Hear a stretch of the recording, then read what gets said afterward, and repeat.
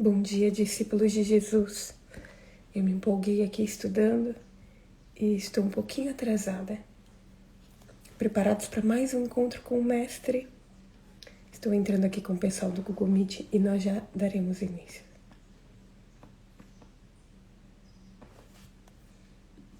Bom dia! Eu estava falando aqui que eu me empolguei tanto estudando aqui que atrasei, gente, 5 minutos de atraso. Como que pode? Quem vai orar para nós, para iniciarmos, para não perdermos mais nem um minuto? Tá desligado. Não, tá certo. O meu que... Santíssimo Deus, nós agradecemos o apoio e particularmente eu agradeço por todo o cuidado que o Senhor teve comigo, pois essa noite eu dormi muito bem, Senhor.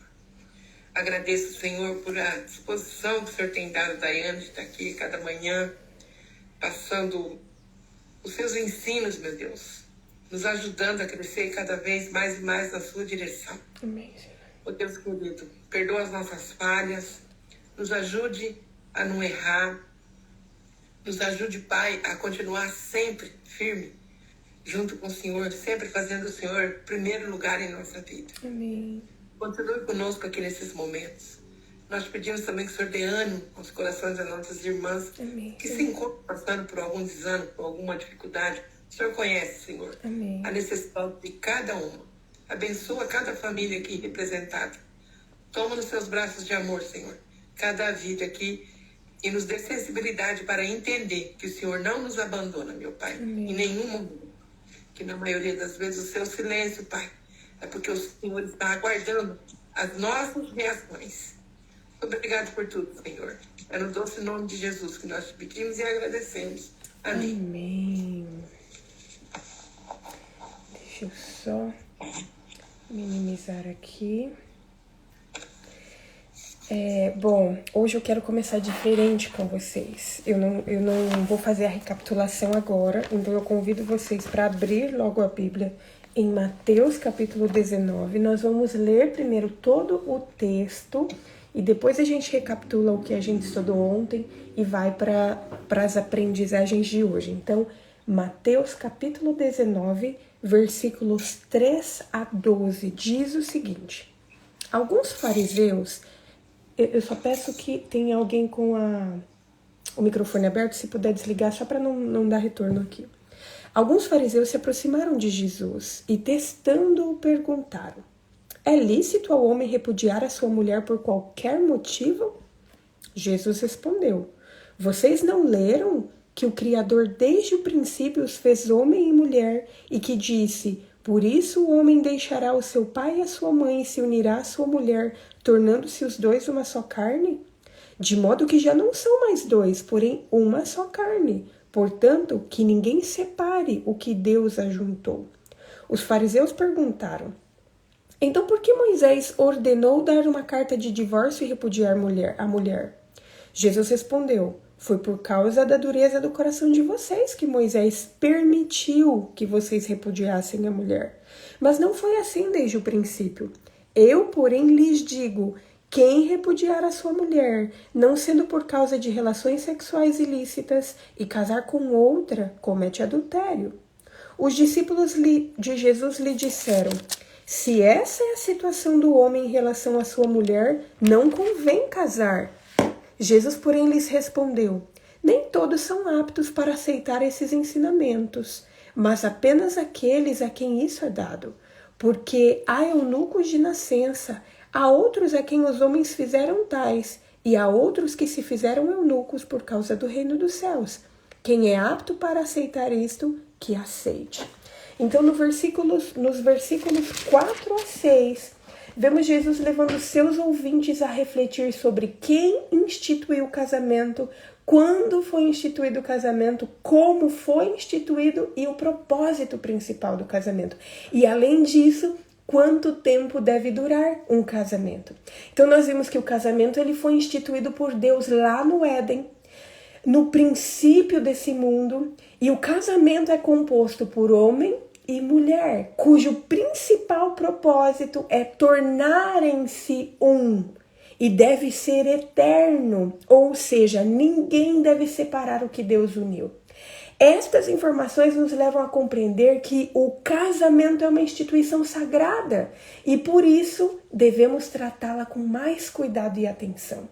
Todos os esforços daqueles que estão casados devem ser feitos para que essa unidade proposta por Deus seja alcançada e deve lutar para que seja para sempre. É isso que nós aprendemos com Jesus. Agora, para aqueles que ainda não casaram, devem levar esse assunto com mais seriedade. Deve escolher com cuidado a pessoa que quer dividir o resto da vida.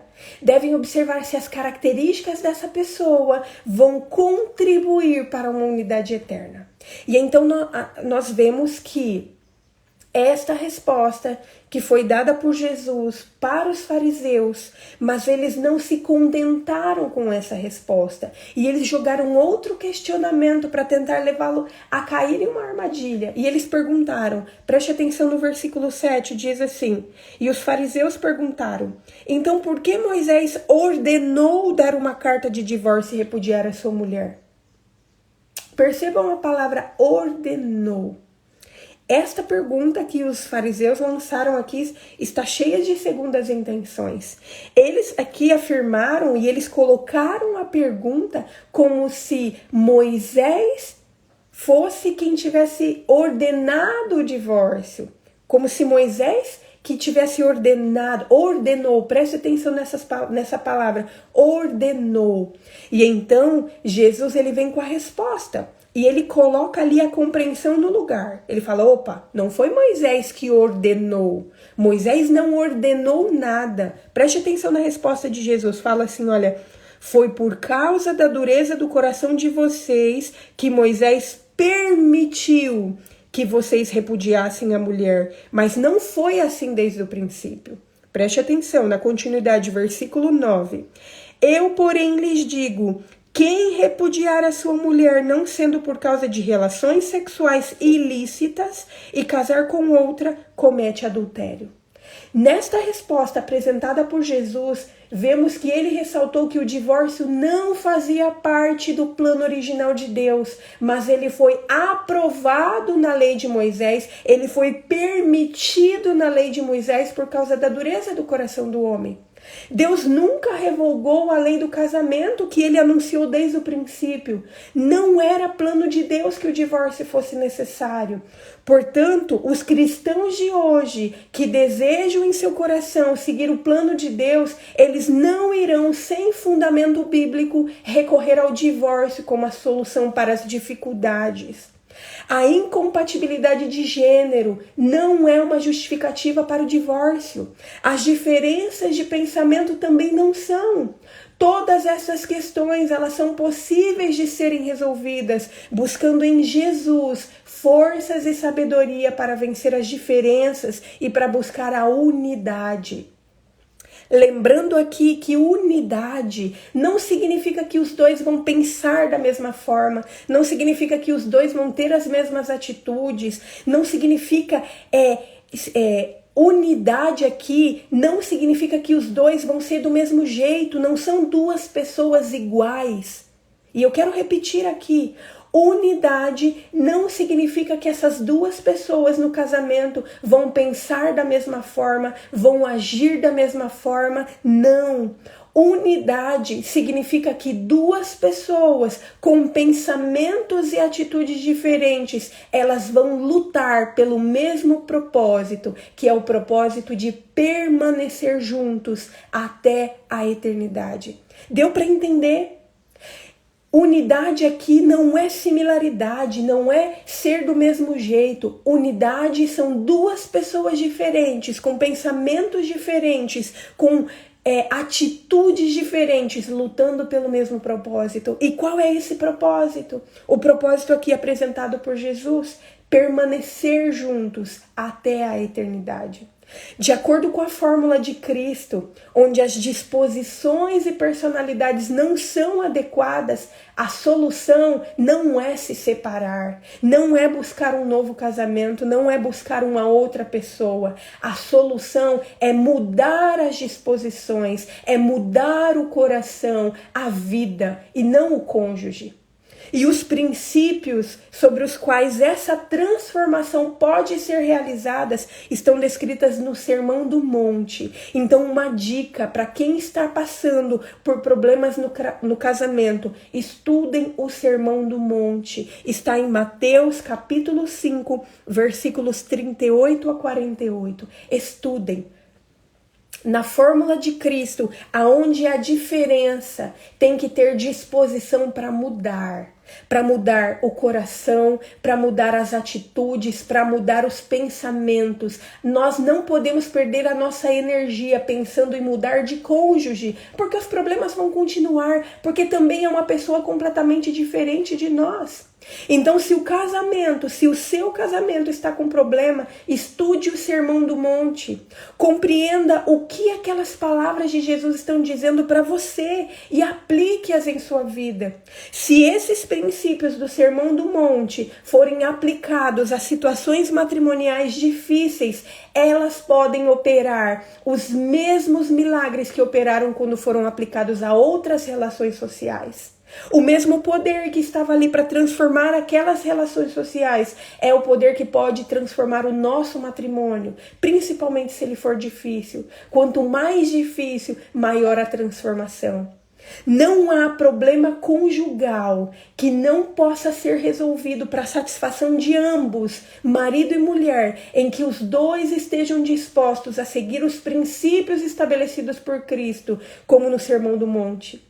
E quando um dos cônjuges está disposto a fazê-lo, mesmo que o outro não esteja, é possível atingir um grau verdadeiramente notável de paz conjugal, que resulta na conquista daquele que não está disposto. E pode ter certeza que esta recompensa vale mais do que qualquer paciência e sacrifício que a gente tenha que fazer em prol do nosso matrimônio. A recompensa que nós vamos receber por aplicar os ensinamentos de Jesus à nossa vida vai ser maior do que o trabalho que a gente vai ter para isso. Permanecer é a palavra-chave. Nós temos que permanecer em Jesus, permanecer aprendendo com Ele, cumprindo as palavras que Ele nos orienta, para que assim nós consigamos permanecer com o nosso cônjuge. Mas é claro que Jesus ele apresenta exceções. Ele não fala que nós temos que permanecer a todo custo, de qualquer jeito, não importa o que aconteça. Não, existem exceções. E essas exceções nós podemos ler no versículo 9. Versículo 9 diz o seguinte: eu, porém, lhes digo que quem repudiar a sua mulher, não sendo por causa de relações sexuais ilícitas, e casar com outra, comete adultério. A exceção para o divórcio são as relações sexuais ilícitas. Essa expressão vem do grego, que significa porneia, que é traduzido como fornicação. E o comentário bíblico afirma que o termo fornicação abrange todas as relações sexuais ilícitas, tanto aquelas que foram realizadas antes da união, como aquelas que foram realizadas depois da união. Então, nós podemos compreender aqui como a falta de castidade, relações sexuais ilícitas como falta de castidade. É claro que nós não vamos entrar nesse mérito agora, tentando definir e separar o que pode ser considerado como relação sexual ilícita e aquilo que não pode. Mas eu gostaria de chamá-los a estudar sobre isso, a se debruçar um pouco mais sobre isso. Mas eu quero relembrar para vocês o que significava isso na lei mosaica. Na lei mosaica, quando uma pessoa ela era infiel no seu matrimônio, a pena para a infidelidade era a morte e não o divórcio. Enquanto na lei de Moisés, a pena de morte ela era obrigatória para todos aqueles que eram infiéis.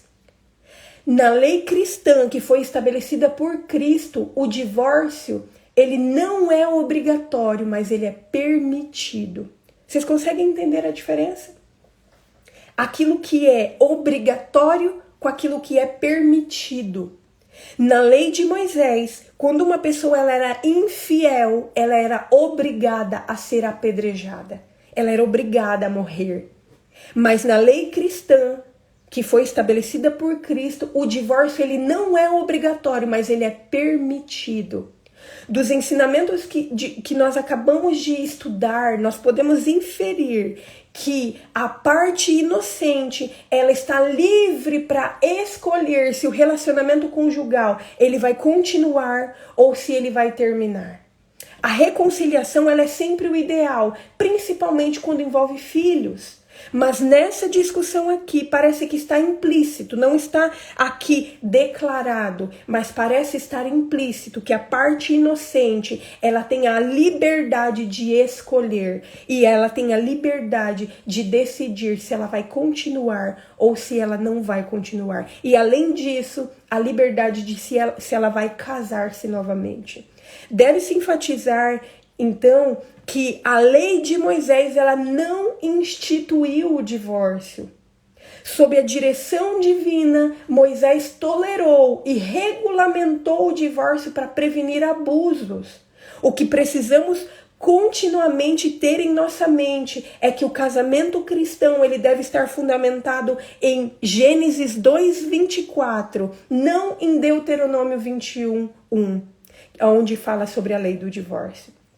Nós precisamos casar, nós precisamos instituir família, não com o pensamento de que se não der certo a gente vai separar, não. Aqui nós vemos que a palavra-chave é permanecer, permanecer, a menos que haja relações sexuais ilícitas. Se houver, a pessoa, a vítima disso, a outra parte tem a possibilidade, a oportunidade de escolher. É permitido, não é obrigatório uma pessoa que passa por essa situação separar, mas é permitido. E aqui nós vemos que o texto continua. E aqui nós vemos os discípulos, ao escutarem essas palavras, eles fizeram uma declaração um tanto interessante. E eles falaram assim, olha, se essa é a situação do homem em relação à sua mulher, não convém casar. Os discípulos aqui, eles argumentaram que, sendo a natureza humana o que é, havendo tanta circunstância em que o marido e a mulher se mostram incompatíveis, será que não seria melhor renunciar à vida de casado por completo? À primeira vista aqui, o padrão que Jesus proclamou parecia muito elevado até mesmo para os discípulos. E a conclusão que eles chegaram é que seria melhor não casar. Na resposta dada por Jesus, nós vemos que cada pessoa tem a liberdade de determinar se esse conceito de casar ou ficar solteiro se aplica ao seu caso. O próprio Deus declarou em Gênesis capítulo 2, versículo 18, que não é bom que o homem esteja só. Mas aqui nós vemos que sob o reinado do pecado, aparentemente nós vemos que Jesus falando que em certa circunstância, talvez seja melhor a pessoa estar sozinha. Só que nós temos que ter em mente que embora haja essa declaração, Jesus ele nunca recomendou o celibato. Nós não vemos em nenhum momento na Bíblia, em nenhuma parte da Bíblia, Jesus recomendando o celibato, nem para os cristãos normais e nem para líderes religiosos. Não é natural e não contribui para o desenvolvimento do caráter simétrico. Por isso que Jesus instituiu o matrimônio lá no Jardim do Éden, quando tudo era perfeito. O casamento é desejável. A formação do caráter pode ser muito mais eficaz e completa em estreita associação com outro ser humano do que quando a pessoa decide ficar solteira. O casamento é a melhor escola para a formação do caráter e aqueles que não entram nessa escola não podem reconhecer, não podem conhecer as profundezas das alegrias, das tristezas e das oportunidades da vida. Eu quero repetir esse pensamento para que fique muito claro para nós. E eu quero que você ressalte, você perceba a palavra profundeza. O casamento é a melhor escola para a formação do caráter. E aqueles que não entram nessa escola não podem conhecer as profundezas das alegrias, das tristezas e das oportunidades da vida. Mas a decisão é pessoal. Cada um deve escolher se vai se casar ou se vai ficar solteiro. Mas se casar, se decidir casar, deve permanecer. Permanecer. Queridos, quantas coisas nós aprendemos aqui sobre esses assuntos. E eu tenho certeza que nós temos muito mais a aprender. Eu estou em contato com algumas pessoas que são especialistas nesse assunto. Eu sou uma mera estudante que estou aqui estudando um pouquinho cada dia com vocês. Eu não sou especialista nesse assunto, mas eu já estou em contato com algumas pessoas para nós continuarmos estudando sobre o matrimônio, porque esse é um assunto muito importante e necessário de nós estudarmos. O que tem que ficar claro é que aquele que é solteiro precisa avaliar. Será que a pessoa que eu estou escolhendo, ela vai contribuir para a unidade que o matrimônio propõe? Será que essa pessoa que eu estou escolhendo, ela vai contribuir para que o nosso desenvolvimento ele seja eficaz? Porque não é uma decisão contrária. Eu não posso sair aí decidindo casar com o primeiro que aparece na frente só porque me chamou de linda. Entendeu? Se você é solteiro e se você é solteira e está assistindo essa live, esse trecho, preste atenção na pessoa que você vai escolher, porque é para sempre. Os princípios de Deus aqui, o ideal de Deus para o matrimônio é que seja para sempre. E esse matrimônio ele pode ser algo fácil e pode ser algo que no dia... Fácil eu acho que jamais vai ser. Na realidade eu mudo aqui a minha palavra. Você pode escolher se essa pessoa que você vai escolher vai contribuir para esse processo de unidade ou se vai dificultar. Então preste atenção na pessoa que você vai escolher. Agora, para você que é casado, faça de tudo para permanecer. E ontem eu recebi uma mensagem de alguém que assistiu a live e ela se sentiu um pouco culpada porque estava em outro matrimônio. Claro que nós não havíamos terminado de estudar, foi só um início. E eu sei que essa é a realidade de muitos que estão me assistindo e que vão me assistir. E eu quero apresentar aqui 2 versículos bíblicos para você que está em situação similar. Eu quero convidar você a abrir a Bíblia em Filipenses, capítulo 3, versículos 13 e 14.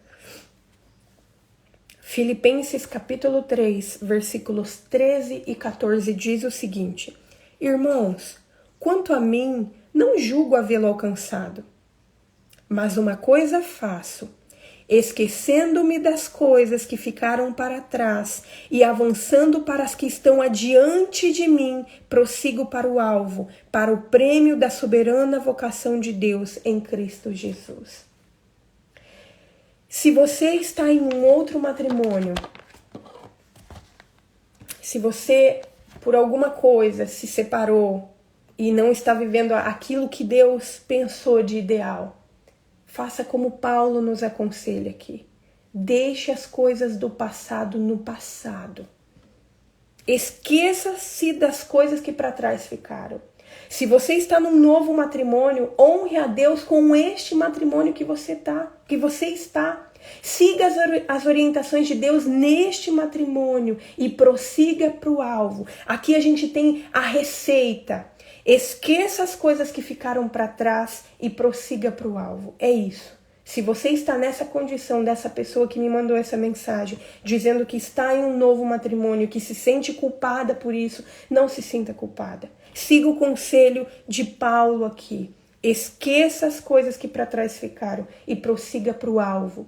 E agora eu quero ler um versículo bíblico que se aplica a todos nós, aqueles que estão nessa situação que eu apresentei aqui anteriormente e aqueles que estão no matrimônio, só que de alguma forma não levaram a sério, ou que até agora não havia compreendido o sagrado do matrimônio e que por alguma circunstância não esteja de acordo com os ensinamentos da palavra de Deus. Vamos ler comigo Atos, capítulo 17, versículo 30. Anotem isso na sua Bíblia, grife na sua Bíblia para que isso fique sempre à sua mente. Atos capítulo 17, versículo 30. Olha o que diz aqui. Deus não levou em conta os tempos da ignorância, mas agora ele ordena a todas as pessoas em todos os lugares que se arrependam. Então, juntando esses dois versículos, se em algum momento da nossa vida nós erramos, nós precisamos ter em mente primeiro que Deus não leva em conta o tempo de ignorância. Aquilo que nós não sabíamos, aquilo que nós não compreendíamos, não será levado em conta. Esse é o primeiro ponto. O segundo ponto que nós podemos complementar com Filipenses capítulo 3, versículos 13 e 14 é: deixe as coisas do passado no passado. Esqueça-se das coisas que para trás ficaram. E o terceiro conselho é: prossiga para o alvo. Prossiga para o alvo. Pronto. Deus não leva em conta o tempo de ignorância. Esqueça as coisas que para trás ficaram e prossiga para o alvo. Pronto, é isso. Essa é a receita. Essa é a receita que Deus nos dá para arrumarmos, para permitirmos que Ele arrume aquilo que não está de acordo com o que deveria estar. E hoje nós vamos orar, em especial por isso, para que Deus nos ajude a perceber tudo aquilo que não está de acordo com o que deveria estar em nosso matrimônio.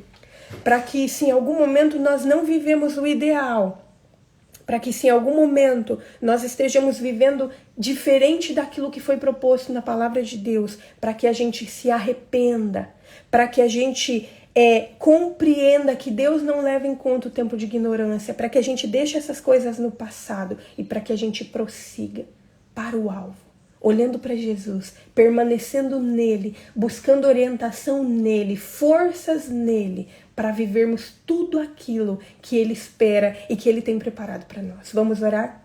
Querido Deus, nós te louvamos, ó Pai, porque mais uma vez nós ouvimos a sua voz falando ao nosso coração. Esse assunto é um tanto complexo de estudar, Senhor, porque a nossa mente ela está tão deturpada com as ideias, com as ideologias dessa era em que nós vivemos, que às vezes a gente não sabe o que fazer. Às vezes, Senhor, a gente está fazendo algo errado, mas a gente não tem nem consciência de que nós estamos vivendo de forma errada. E hoje nós te pedimos perdão, Senhor. Nós queremos nos arrepender de tudo aquilo que nós fizemos diferente do seu ideal para a nossa vida. Por favor, Senhor, nos ajude, ó Pai, a compreender que o Senhor não leva em conta o tempo de ignorância. Quando nós nos arrependemos, ó Pai, nós deixamos essas coisas no passado e nós prosseguimos para o alvo. É isso que o Senhor espera de nós. Por favor, Senhor, nos ajude.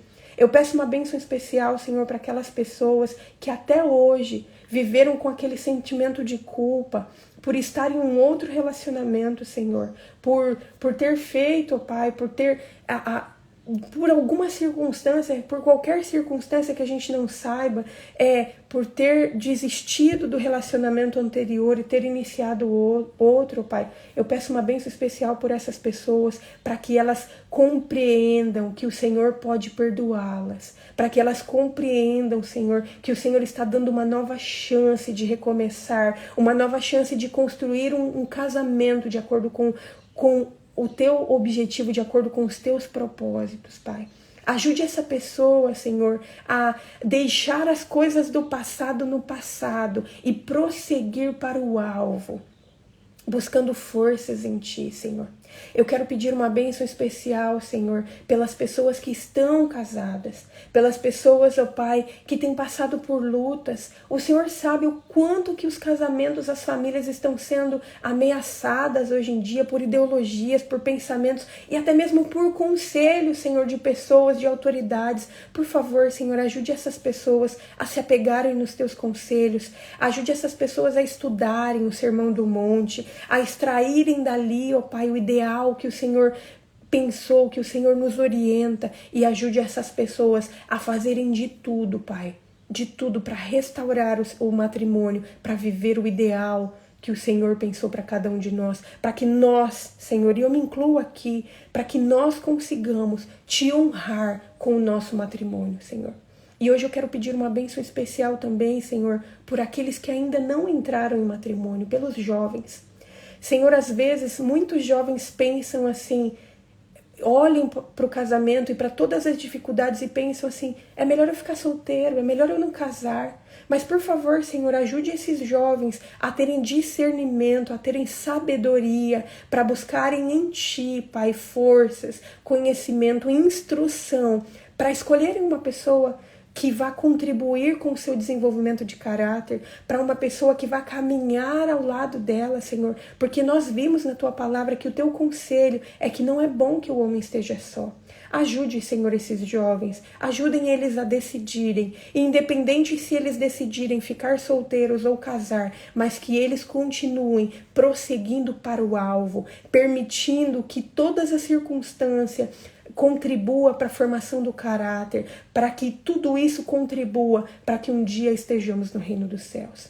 Senhor, nós não somos nada, nós estamos começando a aprender agora, mas nós te pedimos, ó Pai, continue nos ensinando, continue a obra na nossa vida, continue nos alertando, continue nos orientando e continue nos dando disposição para nos arrepender de tudo aquilo que nós fizemos de errado, mas continue nos ajudando a compreender que nós não devemos ficar chateados, que nós devemos confiar no Teu perdão e prosseguir para o alvo, Pai. Nós colocamos a nossa vida em Tuas mãos, nós colocamos as nossas famílias em Tuas mãos e tudo isso nós fazemos em nome de Jesus. Amém. Amém.